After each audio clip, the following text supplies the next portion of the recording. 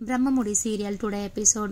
రుద్రాని రాహుల్ దగ్గరికి స్వప్న వస్తుంది. వచ్చి స్వప్న రుద్రాని, నీకెలాగో బుద్ధి లేదు, కనీసం ఇప్పటికే మారుతున్న రాహుల్నైనా బుద్ధి తెచ్చుకొని ఉంటున్నాడు. తనని ఎందుకు అలా మళ్ళీ నువ్వు అలా చేసి తనని మార్చాలనుకుంటున్నావు? ఇప్పుడే రాహుల్ మారుతున్నాడు అనేసి తనకి వార్నింగ్ ఇచ్చి అక్కడి నుంచి వెళ్ళిపోతుంది స్వప్న. వెళ్ళిపోయిన తర్వాత రాహుల్, అమ్మ ఎలా ఉందమ్మా నా యాక్టింగ్ పర్ఫార్మెన్స్ అనేసి అంటాడు. అప్పుడు రుద్రాని షాక్ అయిపోతుంది. యాక్టింగ్ ఏంటిరా అనేసి అంటుంది. అప్పుడు రాహుల్, అవునమ్మా, నేను నా పిల్లాని నా దారిలో చేసుకోవాలని అలా యాక్టింగ్ చేశానమ్మా, తనకి సపోర్ట్గా మాట్లాడానమ్మా, అంతే అమ్మా, కానీ నేను మాత్రం మారలేదమ్మా, నేను ఎప్పుడైనా నీ కొడుకుగానే ఉంటానమ్మా.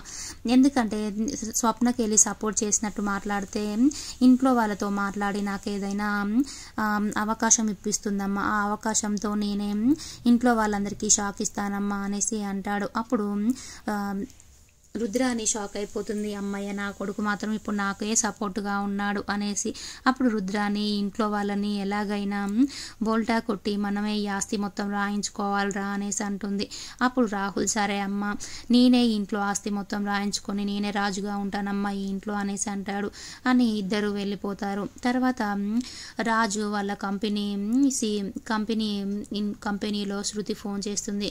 ఫోన్ చేసి, సార్ మీరు ఎలాగైనా ఆఫీస్కి రావాలి సార్ అనేసి చెప్తుంది. అప్పుడు రాజు, మీరే నాకు ఫైల్ సెండ్ చేయండి, నేను చూసి చెప్తాను మీకు అనేసి అంటాడు. అప్పుడు శృతి, మీరు కూడా మండే ఆఫీస్కి రావాలి కదా సార్, మీటింగ్ ఉంది అనేసి అంటుంది. అప్పుడు రాజు, నాకు ఇంటి దగ్గర పని ఉంది, మా డాడీ వచ్చి చూసుకుంటాడు అనేసి చెప్తాడు.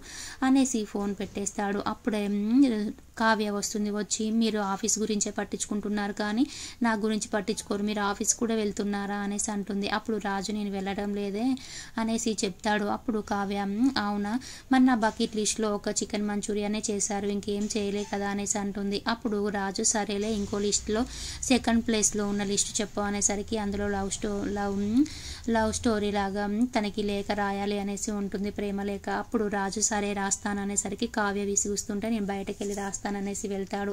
వెళ్ళేసరికి సుభాష్ అలాగే ప్రకాశం ఇద్దరు వాళ్ళు కూడా లవ్ ప్రపోజ్ చేసినట్టుగా ప్రేమ లేఖ రాస్తూ ఉంటారు. ఇంటే వచ్చి, డాడీ అలాగే బాబాయ్ మీరేంటి ఇక్కడ ఉన్నారు అనేసి అంటారు. అప్పుడు, నువ్వు చేసిన పనికే మేము ఇక్కడ ఉన్నాంరా, నువ్వు చికెన్ మంచూరియా చేసావు కావ్య కోసం, ఇప్పుడు మీ మమ్మీ అలాగే మీ పిన్ని కూడా నువ్వు ప్రేమలేఖ రాస్తున్నావు కదా, మమ్మల్ని రాయమని పంపించారా అనేసి అంటారు. అప్పుడు రాజు, అవునా అనేసి నవ్వుకుంటాడు. నవ్వుకొని ముగ్గురు ఒక దగ్గర కూర్చొని ప్రేమలేఖలు రాస్తారు. రాజు ఒక దాంట్లో చూసి రాస్తానికి ట్రై చేస్తే వాళ్ళ బాబాయ్ అలాగే వాళ్ళ డాడీ, నీది నువ్వు రాసుకోరా అంటారు.